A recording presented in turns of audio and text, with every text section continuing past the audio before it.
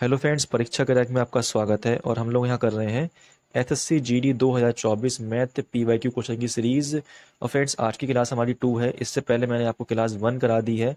अगर किसी ने वो वाली क्लास नहीं देखी है तो इसके लिए मैंने एक अलग से प्ले लिस्ट बना दी है, आप जाके उसमें देख लें। और आज हम करेंगे 20 फरवरी 2024 की सेकंड शिफ्ट के मैथ के क्वेश्चन, जो कि आपके मेरे भाई 2025 में जो एग्ज़ाम होगा जीडी का, उसके लिए बहुत ही ज़्यादा इंपॉर्टेंट रहेंगे। ठीक है मेरे भाई, आइए क्लास स्टार्ट करते हैं। क्लास शुरू करने से पहले मेरे भाई, अगर आप हमारे चैनल पे नए हैं तो आपसे रिक्वेस्ट है मेरे भाई, आप चैनल को सब्सक्राइब कर लें और वीडियो को लाइक कर लें। तो आइए स्टार्ट करते हैं।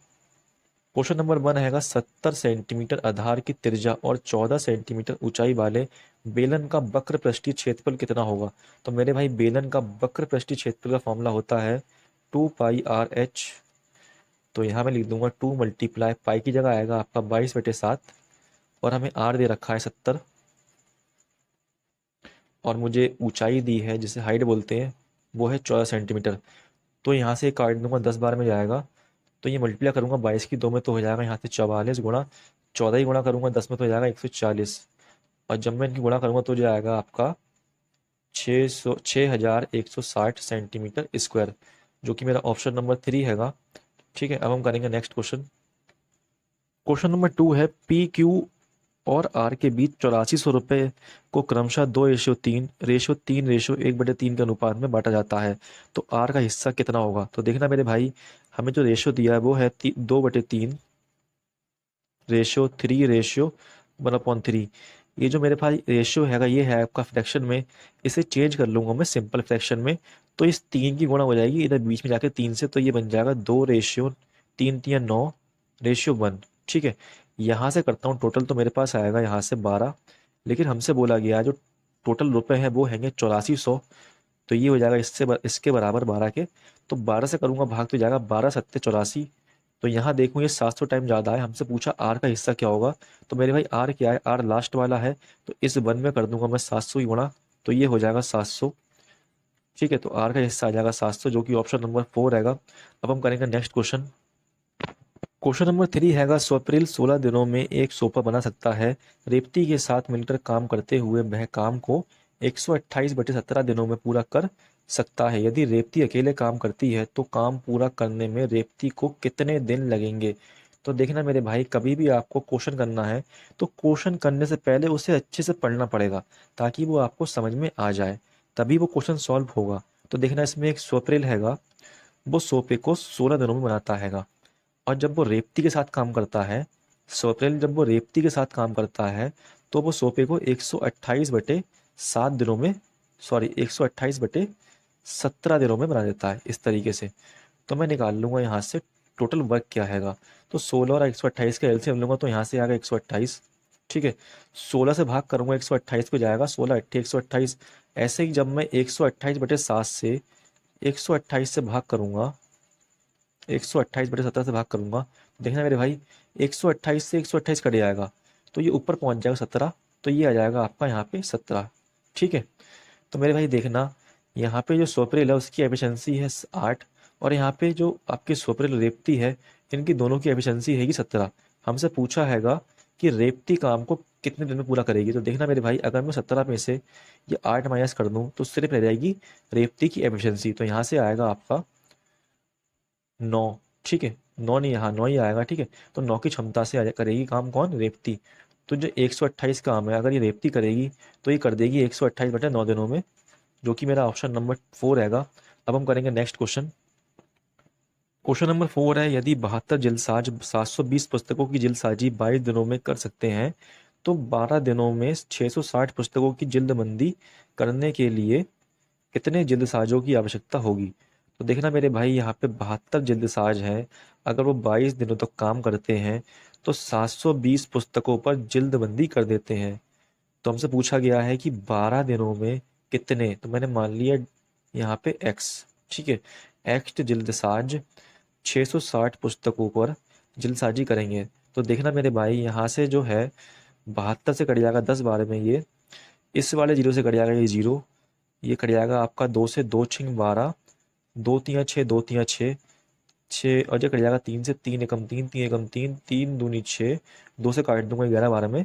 तो आपका ये आ जाएगा x बराबर इस वाले 11 की गुणा हो जाएगी जाके यहाँ पे 11, 11 गुणा 11, तो ये हो जाएगा आपका 121। तो मेरे भाई 121 जिल्द साजों की आवश्यकता पड़े होगी, ठीक है। तो ये आपका आंसर हो जाएगा ऑप्शन नंबर 2। अब हम करेंगे नेक्स्ट क्वेश्चन। क्वेश्चन नंबर 5 है, एक व्यापारी अपने सामान को क्रय मूल्य से 50% अधिक अंकित करता है और 20% की छूट देता है, तो छूट देने के बाद व्यापारी की कितने प्रतिशत का लाभ होगा। तो देखना मेरे भाई, अंकित मूल्य को 50% अधिक अंकित कर रहा है, तो 50% का फ्रैक्शन होता है आपका 1/2। तो अगर 2 अंकित मूल्य है, वो उससे एक अधिक अंकित करेगा, तो 2 में जोड़ दूंगा 1, तो ये हो जाएगा आपका 3। ऐसे ही वो 20% की छूट देता है, तो 20% की छूट देगा, तो मेरे भाई 20% का फ्रैक्शन होता है 1/5। तो कुछ चीज़ 5 की थी, उस पर वो छूट दे रहा है 1 की, तो 5 में से कर दूंगा 1 माइनस बचेगा 4। तो देखना मेरे भाई यहाँ बनेगा 5 दूनी 10, और यहाँ गुणा कर दूंगा हो जाएगा 3 चौक 12। तो देखना मेरे भाई, पहले रेट 10 था, अब 12 हो गया है, तो उसे क्या हो रहा है, लाभ हो रहा है। कितना हो रहा है, 2 का लाभ हो रहा है। तो बताना परसेंट में कितना है। तो 2 नीचे लिखूंगा 10, गुणा कर दूंगा 100 से, 10 नीचे ये वाला आएगा, ठीक है। तो इस वाले 0 0 कट जाएगा, ये आपका आ जाएगा 10 दूनी 20%, जो कि आपका ऑप्शन नंबर 1 हैगा। अब हम करेंगे नेक्स्ट क्वेश्चन। क्वेश्चन नंबर 6 आएगा, 0.1 का स्क्वायर प्लस 0.101 का स्क्वायर का मान क्या होगा। देखो मेरे भाई, यहाँ पे 0.1 का स्क्वायर करूंगा तो बन जाएगा ये आपका 0.01। ऐसे ही मैं इसका करूंगा स्क्वायर, तो ये बन जाएगा 0.0001, ठीक है। तो आपको अगर स्क्वायर करना हो तो मेरे भाई 0.1 का स्क्वायर करना है, तो सिंपल तरीके से आप 0.1 मल्टीप्लाई 0.1 कर लेना। ऐसे ही आपको 0.01 का स्क्वायर करना हो तो 0.01 मल्टीप्लाई 0.01 करोगे तो आपके पास यही आएगा, ठीक है। अब मैं कर दूंगा इसे प्लस, जब मैं प्लस करूंगा तो ये हो जाएगा 0.0001.01। तो जब मैं प्लस करूंगा ये आएगा आपका 1010 पॉइंट। तो ये हो जाएगा मेरा आंसर, जो आपका ऑप्शन नंबर 2 हैगा। यहाँ लगा दो 0। अब हम करेंगे नेक्स्ट क्वेश्चन। क्वेश्चन नंबर 7 है, एक वस्तु का अंकित मूल्य उसके क्रय मूल्य से 60% अधिक अंकित अधिक है। यदि उस पर 20% की छूट दी जाती है तो लाभ प्रतिशत कितना होगा। तो देखना मेरे भाई, 60% अधिक अंकित किया गया है, तो 60% का फ्रैक्शन होगा 3/5। और ऐसे ही 20% की छूट दी गई है, तो 20% का फ्रैक्शन होता है 1/5। जब अंकित अधिक किया जाएगा तो मेरे भाई 5 में जोड़ दूंगा ऊपर वाला 3, तो बन जाएगा ये 8। और जब डिस्काउंट दिया जाएगा तो 5 में से घटा दूंगा जो ऊपर वाला 1, तो ये आएगा 4। तो देखना मेरे भाई, यहाँ से बन जाएगा 25, और यहाँ से करूँगा मल्टीप्लाई, बन जाएगा 8 चौक 32। तो देखना मेरे भाई, यहाँ लाभ कितना हो रहा है, तो यहाँ लाभ 7 का हो रहा है। तो कितना परसेंट है ये, तो 7/25 आ जाएगा नीचे ये वाला, गुणा कर दूंगा 100 से, हो जाएगा 25 चौक 100 और 7 चौक 28। तो आपका आंसर आ जाएगा 28%, जो कि ऑप्शन नंबर 2 हैगा। अब हम करेंगे नेक्स्ट क्वेश्चन। क्वेश्चन नंबर 8 हैगा, 9,000 रुपये 80% की वार्षिक दर से चक्रवृद्धि ब्याज अर्धवार्षिक रूप से संयोजित पर उधार दिए गए, तो 12 माह का चक्रवृद्धि ब्याज कितना होगा। तो देखना मेरे भाई, इसमें हमें समय दिया हैगा 1 वर्ष, 12 महीने में 1 वर्ष होता हैगा, ठीक है। और जो रेट है वो हमें दे रखी है 80%। तो कभी मेरे भाई अर्धवार्षिक की बात होती है तो जो समय जो वो हो जाएगा दुगना आपका, ठीक है, 2 साल का हो जाएगा। मतलब 2 साल नहीं, 2 बार ब्याज मिलेगा उससे एक तरीके से। और जो रेट है वो हो जाएगी आधी, तो रेट बन जाएगी 40%, ठीक है। हमें निकालना चक्रवृद्धि ब्याज, तो चक्रवृद्धि ब्याज की मैं परसेंट बना लूंगा। देखो तो परसेंटेज कैसे बनेगी, तो 40 + 40 करूंगा, प्लस 40 गुणा 40 करूंगा, ऐसे भाग कर दूंगा 100 से, तो मेरे पास आ जाएगी चक्रवृद्धि ब्याज की रेट। तो 40 हो जाएगा 80%, प्लस ये कट जाएंगे 0 आके बन जाएगा 8 और 4 चौक 16, तो ये आपकी बन जाएगी 96% रेट। तो मैं सीधे अगर 9,000 का 96% निकालूंगा तो मेरे पास आ जाएगा आंसर। तो देखना मेरे भाई, यहाँ 0 आ जाएगा, 9×54 होता है, हासिल लेगा 5, 9 में 81, 81 पास हो जाएगा 86। तो आपका आंसर आ जाएगा 3640, जो कि आपका ऑप्शन नंबर 4 रहेगा। अब हम करेंगे नेक्स्ट क्वेश्चन। क्वेश्चन नंबर 9 है, किसी धनराशि पर 5 वर्षों के लिए प्राप्त साधारण ब्याज उस धन का 2/5 है, तो वार्षिक ब्याज दर ज्ञात किया, दर क्या है। तो देखना मेरे भाई, सेम मैंने क्वेश्चन आपको इससे पहले वाली क्लास में कराया है। ये 2/5 में ऐसे ही लिखूंगा, गुणा कर दूंगा 100 से, तो ऊपर बन जाएगा आपका 5 दूनी 10 और 2 की गुणा करूंगा 20 से, बन जाएगा 20 दूनी 40। तो 40% रेट आ गई है इसकी 5 साल की। लेकिन हमें बताना है कि वार्षिक ब्याज दर, तो 40% को भाग कर दूंगा मैं इस 5 से, तो ये आ जाएगा 5×8 = 40। तो रेट आ जाएगी इसकी 8%, जो कि ऑप्शन नंबर 2 हैगा। अब हम करेंगे नेक्स्ट क्वेश्चन। क्वेश्चन नंबर 10 है, 5 संख्याओं का औसत 32 है, यदि एक संख्या हटा दी जाए तो औसत 28 हो जाता है, तो हटाई गई संख्या कितनी होगी। तो देखना मेरे भाई, हमसे कहा गया है कि 5 संख्या है, उनका औसत दिया 32, तो 5 संख्याओं का निकाल लूंगा मैं योग। तो मैं गुणा करूंगा, यहाँ से हो जाएगा 5 दूनी 10, 5 दिए 15 और 1 16। फिर हमसे बोला गया अगर इसमें से 5 संख्याओं में से एक घटा दूंगा, ठीक है, तो रह जाएगी कितनी, 4 संख्या रह जाएंगी। तो 4 संख्याओं का जो औसत है वो दिया 28। तो यहाँ से निकाल लूंगा 4 संख्याओं का योग क्या होगा। तो मैं गुणा करूंगा, बन जाएगा 4 अट्ठे 32 हासिल 3, 4 दूनी 8, 8 और 3 हो जाएगा कितना, 11। तो मेरे भाई यहाँ से 4 संख्याओं का योग आया 112 और 5 संख्याओं का योग आया 160। हमें बताना हटाई गई संख्या क्या होगी।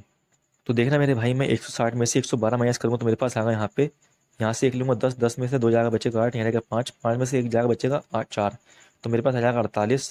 तो ये हो जाएगा आंसर ऑप्शन नंबर 1। अब हम करेंगे नेक्स्ट क्वेश्चन। फ्रेंड्स, यहाँ तक हमारे 10 क्वेश्चन हो गए हैं। तो अगर आपको क्लास पसंद आ रही हो, क्वेश्चन समझ में आ रहे हो, तो मेरे भाई आप थोड़ा सपोर्ट कीजिए और वीडियो को लाइक कीजिए और चैनल को सब्सक्राइब कर दीजिए, क्योंकि हमारा चैनल नया है। तो जितना आप सपोर्ट करेंगे उतना ही मैं मोटिवेट होऊंगा और मैं इससे अच्छे अच्छे आपके लिए प्रैक्टिस सेट लेके आऊँगा और पीवाई क्वेश्चन कराऊंगा।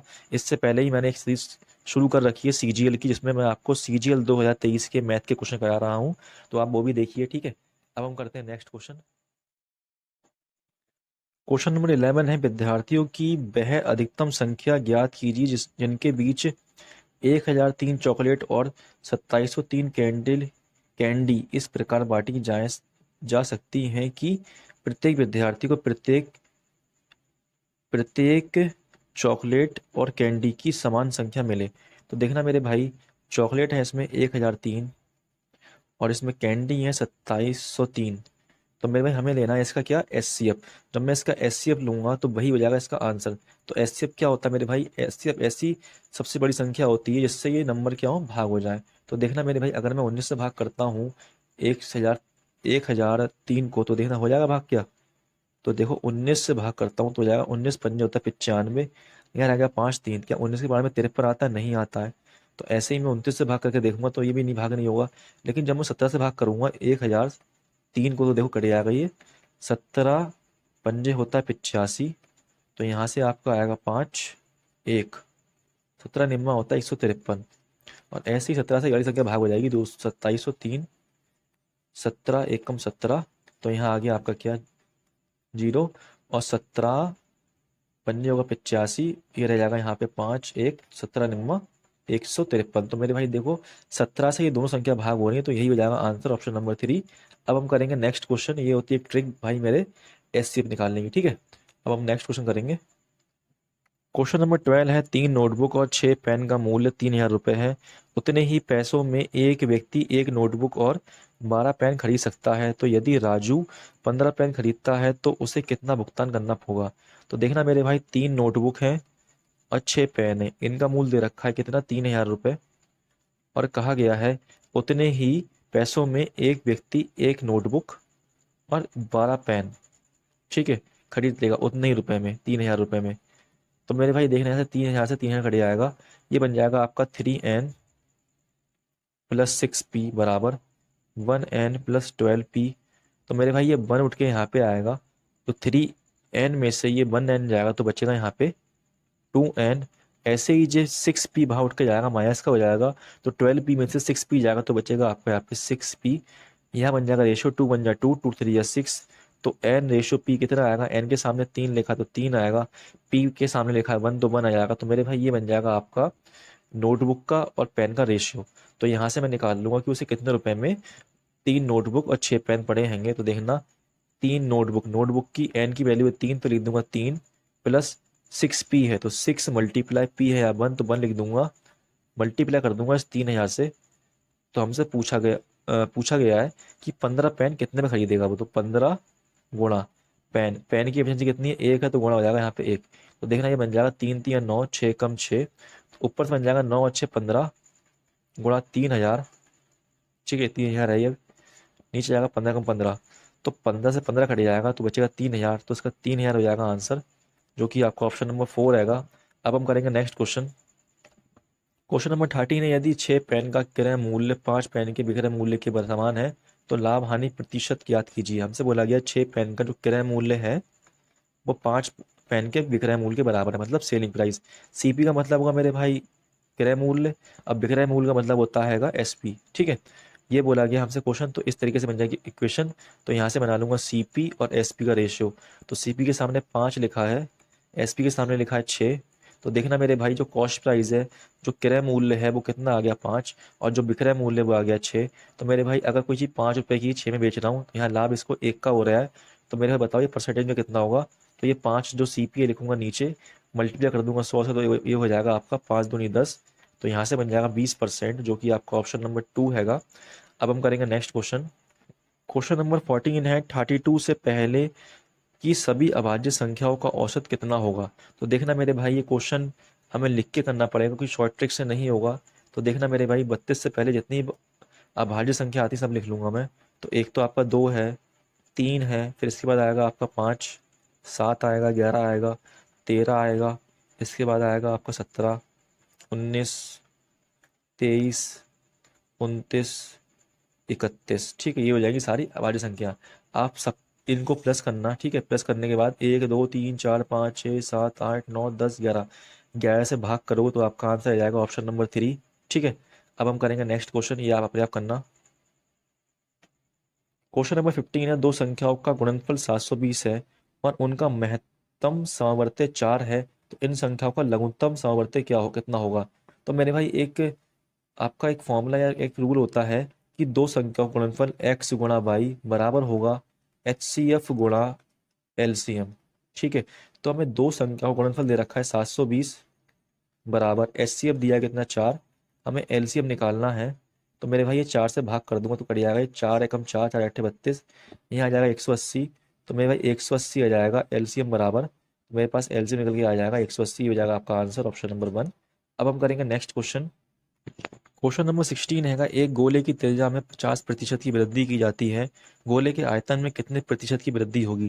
तो देखना मेरे भाई, 50% का फ्रैक्शन होता है 1/2। तो पहले त्रिज्या 2 थी, अब 3 हो गई है, ठीक है। तो हमसे पूछा है उसके आयतन में कितने प्रतिशत की वृद्धि होगी। तो अगर मुझे इसका आयतन निकालना है और रेशियो में दे रखा है, तो कर दूंगा मैं इसका डायरेक्ट क्यूब। तो ये हो जाएगा, 2 का क्यूब आएगा 8 और 3 का क्यूब आएगा 27। तो मेरे भाई देखो, पहले जो उसका क्षेत्रफल था, आयतन था, वो 8 था, अब 27 हो गया। तो देखो कितना बढ़ गया, ये बढ़ गया आपका 19। तो 19 कितना परसेंट बढ़ गया है, तो 19 रखूंगा ऊपर, ये 8 नीचे आएगा, गुणा कर दूंगा 100 से, तो ऊपर बन जाएगा 1900। और जब मैं 1900 के 8 से भाग करूँ, जाएगा 8 दूनी 16, यहाँ बचेगा 3, ये जाएगा 8 3 24, तो यहाँ बचेगा आपका 6, ये जाएगा 8 7 56। तो 237 कुछ आएगा मेरे भाई, 237 सिर्फ ऑप्शन नंबर 2 में ही हैगा ये। तो यही हो जाएगा मेरा आंसर। अब हम करेंगे नेक्स्ट क्वेश्चन। क्वेश्चन नंबर 17 है, 384 मीटर लंबी एक रेलगाड़ी एक बिजली के खंभे को 12 सेकंड में पार करती है और विपरीत दिशा में यात्रा कर रही समान लंबाई की दूसरी रेलगाड़ी को 12 सेकंड में पार करती है, तो दूसरी रेलगाड़ी की चाल कितनी है। तो देखना मेरे भाई क्वेश्चन कैसे होगा। तो देखना मेरे भाई, इस क्वेश्चन में कुछ नहीं करना है, 384 लिखना है इस तरीके से, और इस वाले 12 सेकंड से ऐसे भाग कर दूंगा, तुझे आ जाएगा 12 3 36, बचेगा 2, 12 दूनी 24। तो इसका आंसर आ जाएगा आपका 12 मीटर सेकंड, जो कि ऑप्शन नंबर 4 रहेगा। अब हम करेंगे नेक्स्ट क्वेश्चन। क्वेश्चन नंबर 18 है, यदि x का 45% y के 15% के बराबर है, तो x/y का मान कितना होगा। देखना, x का 45% मेरे भाई हमें दे रखा y के 15% के बराबर है, तो यहाँ से परसेंट कट जाएगा, 15 कम 15, 15 3 45 कट जाएगा ये। तो x/y क्या आएगा, x के सामने है 1 तो 1 आ जाएगा, y के सामने 3 तो 3 आ जाएगा, ये बन जाएगा रेशियो, जो कि आपका ऑप्शन नंबर 1 हैगा। अब हम करेंगे नेक्स्ट क्वेश्चन। क्वेश्चन नंबर 19 है, एक मेज का विक्रय मूल्य 6875 रुपये है, यदि लाभ 25% है तो मेज का क्रय मूल्य कितना होगा। तो देखना मेरे भाई, हमें सेलिंग प्राइस दे रखा है विक्रय मूल्य 6875, और हमें जो प्रॉफिट हो रहा है वो दे रखा हैगा 25%। तो मेरे भाई सेलिंग प्राइस का परसेंट क्या आएगा, तो 100 में जोड़ दूंगा 125, तो ये हो, सॉरी 100 में जोड़ दूंगा 25, तो ये हो जाएगा 125%। तो आपका ये आ गया हैगा सेलिंग प्राइस का परसेंटेज। तो सेलिंग प्राइस का परसेंटेज है 125%, ये बराबर रख दूंगा मैं किसके, 6875 के। तो यहाँ से निकलेगी 1% की वैल्यू 6875 बटे 125, गुणा कर दूंगा मैं इसको 100 से, तो मेरे पास आ जाएगा यहाँ से सीपी।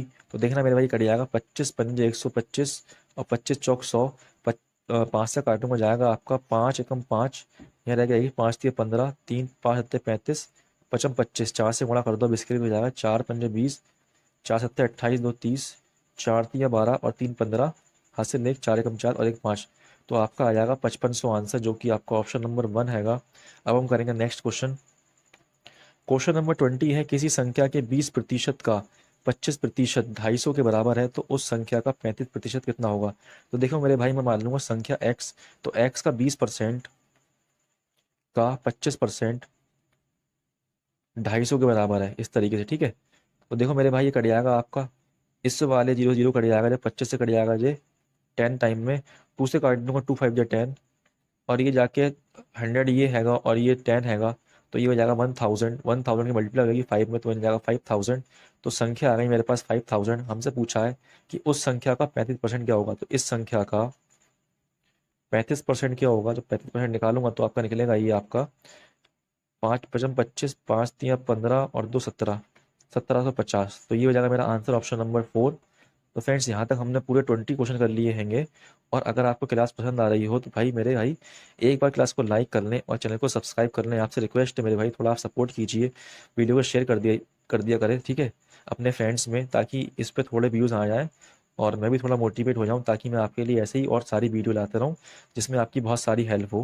भाई मैंने आपको बता दूं, इससे पहले मैंने एसएससी सीजीएल जो हैगा, एसएससी सीजीएल है, उसके 2023 के पेपर की क्वेश्चन कराए हैं, ठीक है। आप जाके वो भी देख लें एक बार, आपकी थोड़ी हेल्प हो जाएगी उसमें एग्जाम के लिए। अब हम मिलते हैं कल, तब तक के लिए धन्यवाद, बाय।